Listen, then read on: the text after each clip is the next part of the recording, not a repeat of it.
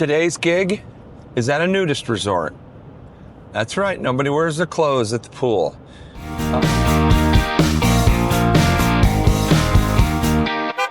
But today's gig is a pool gig. So I stand by the pool 12 o'clock to 4 o'clock, 4 hours, noon to 4. And I'm done. That's my day.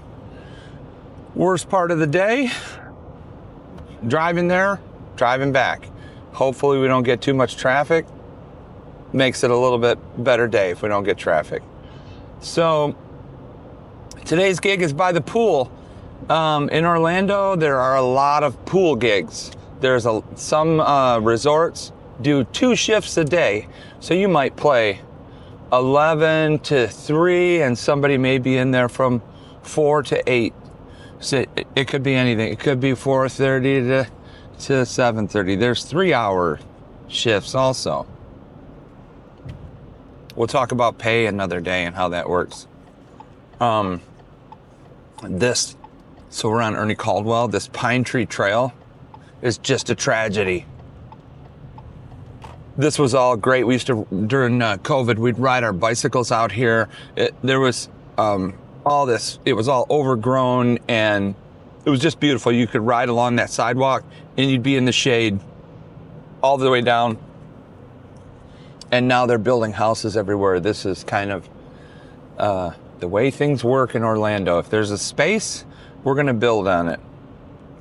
This is a farmer's field over here, but it's been for sale forever. He probably wants $1 bazillion, which I guess that's the way it is, right? There's some cattle out there. So, pool gigs. Some of them you will get on your own just by meeting an entertainment director. There may be an audition. They may be looking for people that are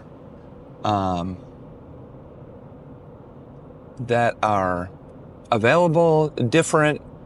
You know, a new entertainment director is going to bring in, or an activities director may be in charge of the entertainers. They may bring in a whole new lineup of entertainers.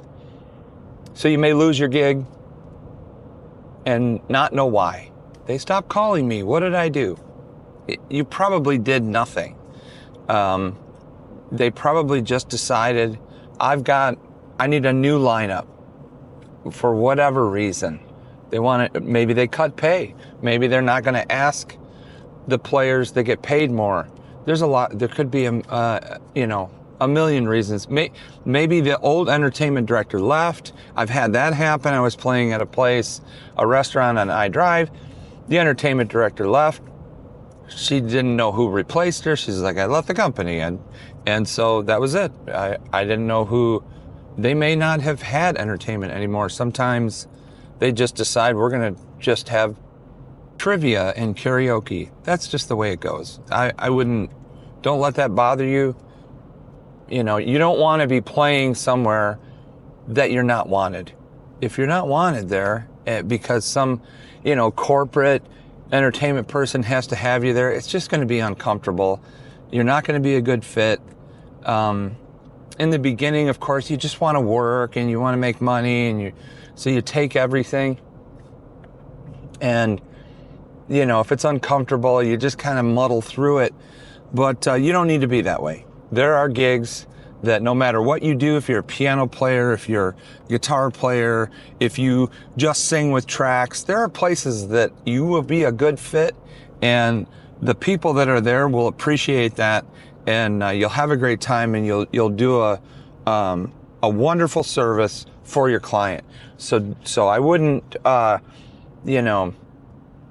I wouldn't get all freaked out. I got oatmeal in my teeth. I wouldn't get all freaked out over, what I'm getting where. I mean, it's part of the business, but, there's the first accident. We got a fender bender. So that happens. I didn't think I'd see one here, but here we go. So I'm going to go, on my way out here today, I'm going to take a toll road. I used to live out here in this 55 and older community, Sola Vida. Really nice place, but my wife and I just were not living the lifestyle in there, so we were not a good fit for that community. The way we were coming and going all the time, it just really got expensive. I don't know what the fees are on this toll road, but we were paying over $300 a month coming and going. There's a friend of mine.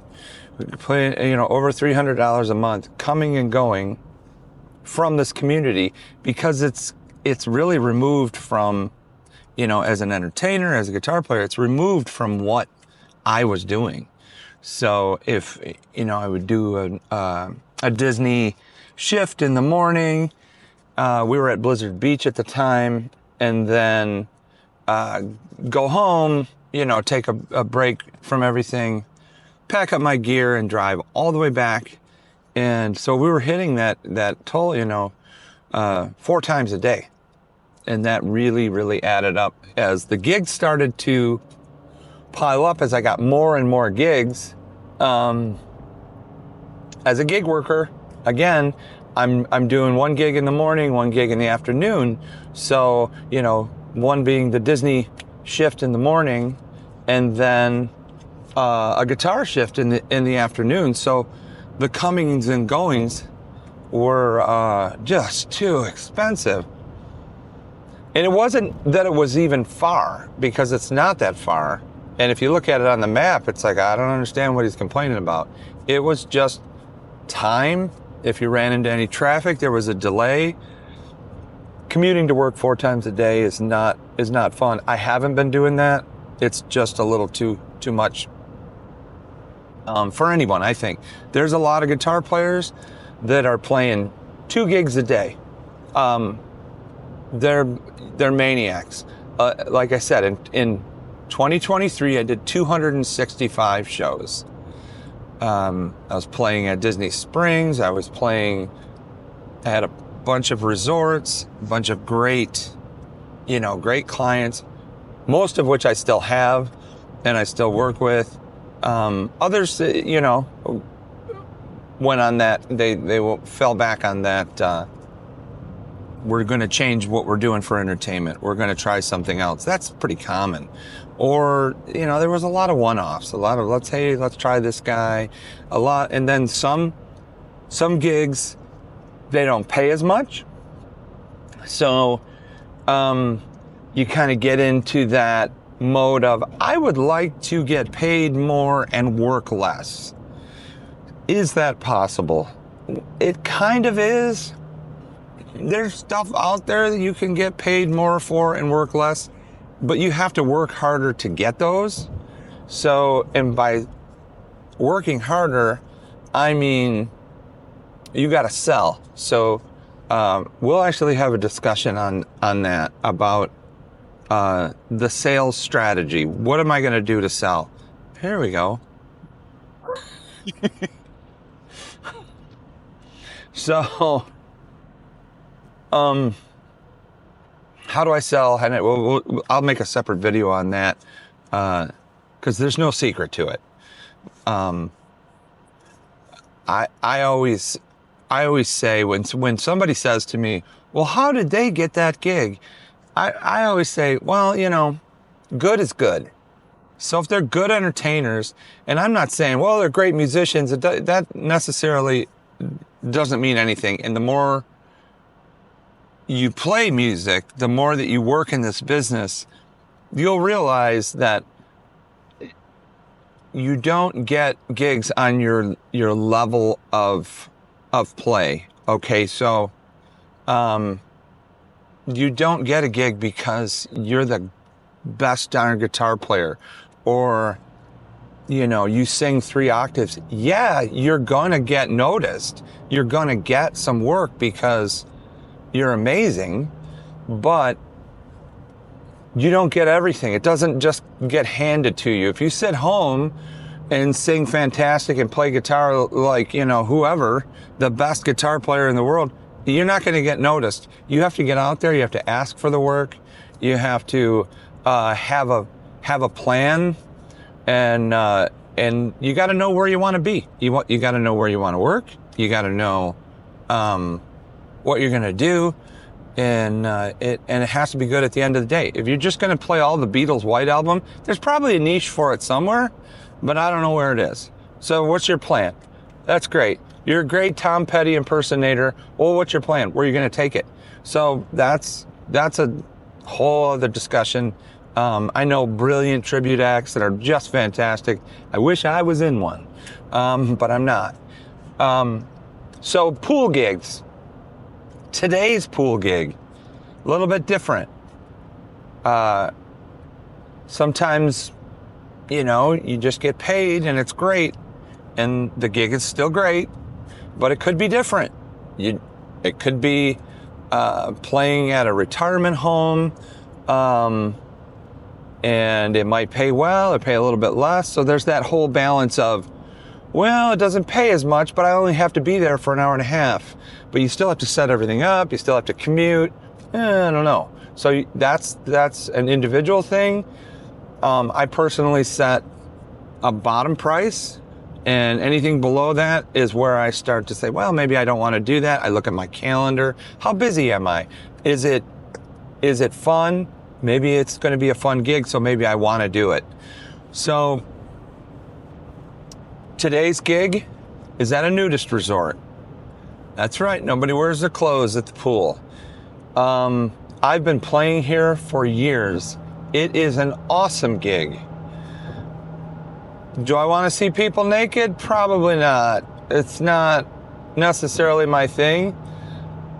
I would say they are the nicest people I've ever met. I hate to use the word they and talk about somebody, it's a different segment of society. They have their own beliefs, and these folks are just wonderful people. They're the nicest people I've ever met. This is one of the best gigs that I have. It's really laid back. You spend the afternoon at the pool. Everybody's just laying around. It is not what you think. When somebody tells you, hey, we're going to go to a nudist resort, you think that it's some sort of a promiscuous environment. It is not that way at all. This is a family resort. It's just like any other resort. As a matter of fact, it's actually nicer than many of the resorts. It's just folks don't have to wear their clothes. There is a protocol for cleanliness, for the way they don't like walk close to you and things like that. Are they very comfortable being naked? Absolutely. They don't have there's no shame there. And that's fine. I'm not naked. I wear my clothes. Everybody that works there wears their clothes, and nobody is treated differently for wearing their clothes and not wearing their clothes. I would say this also, I play in the restaurant, and there's a restaurant there at the resort, so I get night gigs there, and some of the folks wear their clothes to dinner. They don't want to be naked when they go to the restaurant. And I've even talked to, I have many friends there, people that are just friends of mine and my wife's, and we stay in contact. As an entertainer, you meet a lot of people from a lot of different walks of life, very interesting people. So we have friends that text us and, hey, we're going to be in town, and they come and see us. And when they're at the resort, they don't wear their clothes. That's why it's there. That's what it's for. The resort is the oldest one in Florida. You can live there. You can rent a room there. You can camp there. It's big. It's really, really nice. The place is run. It's family owned. It has been, I believe, since the beginning of its. It was started. I believe it was started in the 50s or the 60s. And it's been there forever. It's on an amazing piece of property. So really, run by multi-generations of this family. And there's folks that, again, own homes in there. And it's a great, great resort. If you want to be naked. It's not for me. But I certainly don't mind standing in the gazebo and playing music for the folks. They're great people. So it's a great gig. Keep an open mind, right? So look at this. This is the tollway. And when they first opened it, it was just the other side there were 2 lanes. And then they built a second one and made it, divided. So this is the shortcut into, I call it Point Siena, but it's now, but technically Kissimmee. There's a 55 and older community, the one that my wife and I lived in for a few years. It's called Solavita, and it's very nice, very well kept up. The HOA was too high for us. The HOA is too high where we are now. The HOA was too high, and there you probably can't see it, but over to the right, they're developing that whole area. I don't know if that's Solavita or not. We'll have to make a real estate video one day and talk about all of the building. Well, there's a sign finally. They've been digging, but I can't read it. It doesn't look like it's Solavita. It looks like it's a separate community. I could drive through there at one point, couldn't I? Looks like it's open. I don't know if they have a gate. Everything in Florida is gated. You gotta have a key, you gotta have a scan, you gotta know somebody, passcode, or something like that. This Toho Water Authority, when we drove by here, sometimes it smells, and I think that's drinking water. That freaks me out. So your water is just boiling in there. So here we're getting to the end of this tollway. And if you go straight, it goes directly into Solavita, which at the time we left there were over 4,000 homes, and they were planning to build 4,000 more. So I don't know where they are now. This is Cypress Parkway. We'll probably run into traffic here.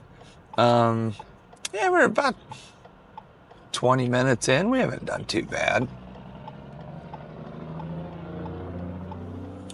So just gigs this week. I have one. I have one. I have one today on Sunday, one on Wednesday, I believe. Wednesday's a good one. Over in the attractions area at a restaurant, but it's an entertainment restaurant. It's got a big stage and everything. That's kind of cool.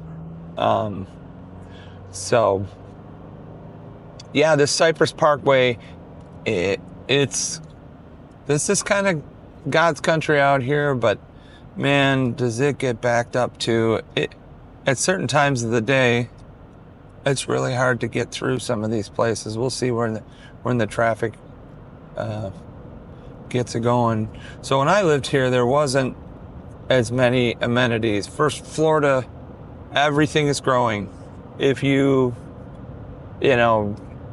drive by here in a month, there may be a Home Depot right there. You just have no idea. Things happen, they just pop up real quick. People are moving here uncontrollably. The other day I saw a Facebook post about the locals celebrating the snowbirds leaving, and it really kind of offended a bunch of the snowbirds. Like, oh, well, we're not coming back. And it's really, I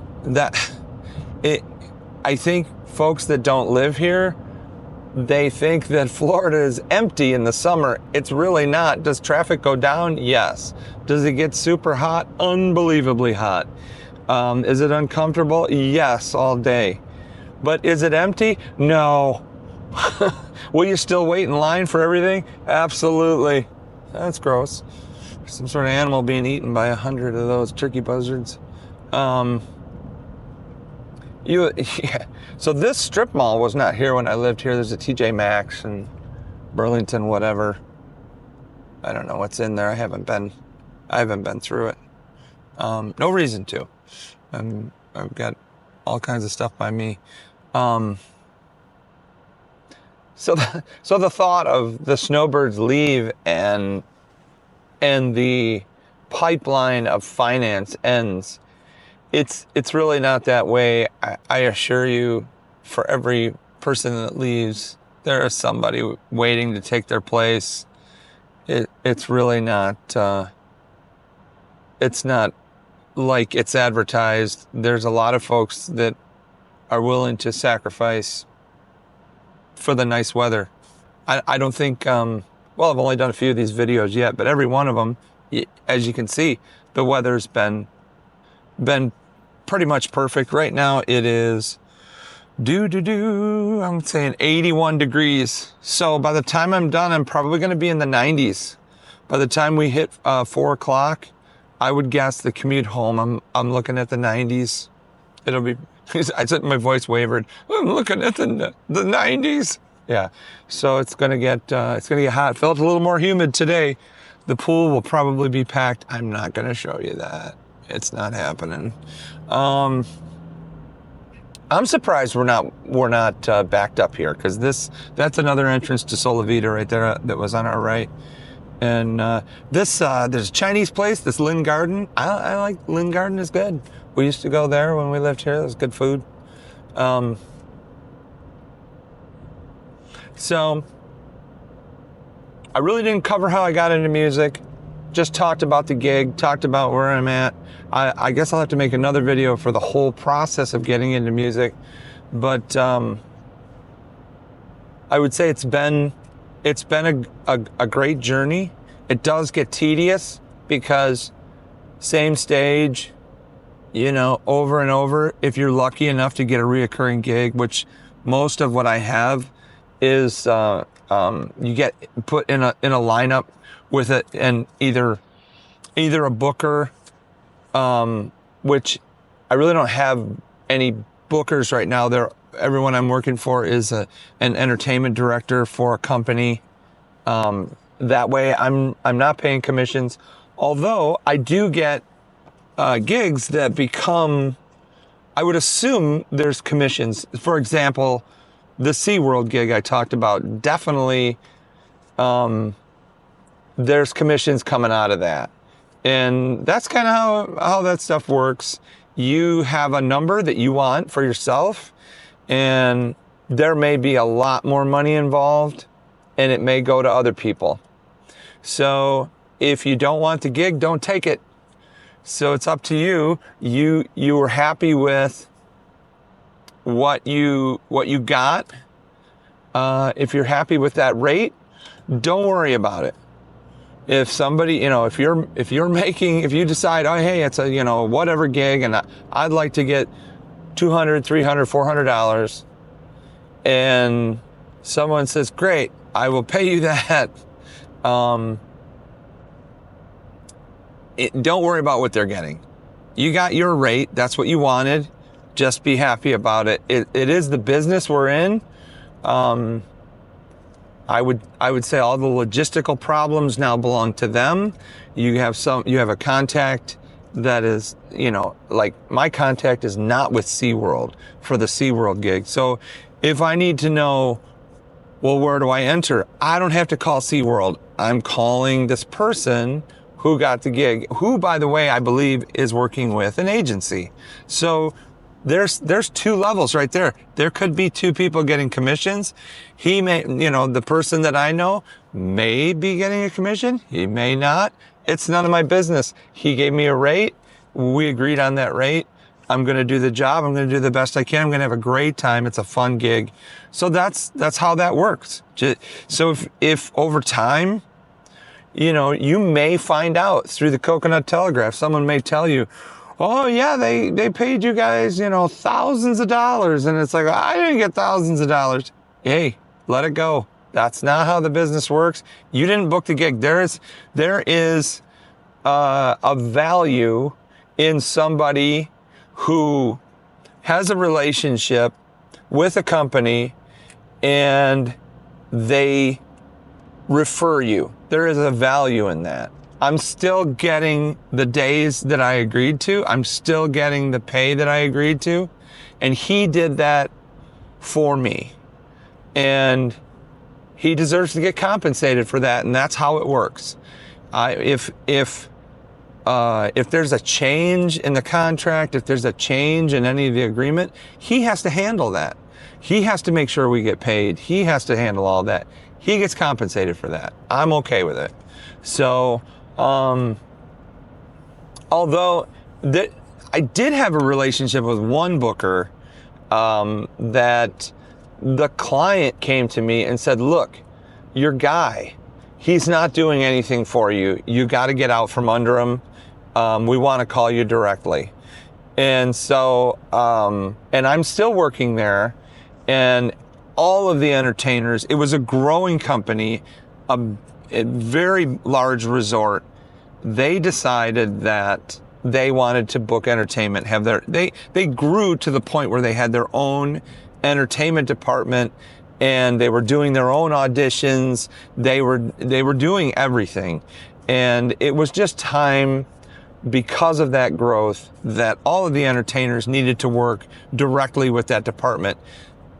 Fortunately, I had not signed any type of non-compete with that booker. I have signed them with other bookers, but not with that one. It's usually a 6-month restriction. Like, you can't go back within 6 months without going through them or paying a commission. So,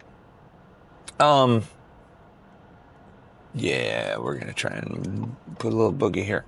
So that, I haven't run into any troubles with that. And when I've done it, I usually knew that, well, you know, I'm not going to go back to this property without contacting this person anyway. So I really didn't have a problem with it. And sometimes that's an unspoken thing too. You want to be scrupulous. So here we are. We're at the end of our journey. It took us a solid 30 minutes. You know, we're here. I'm on time. I got to start at 12. I'll check in at the resort, and then I will. I'll be on my way.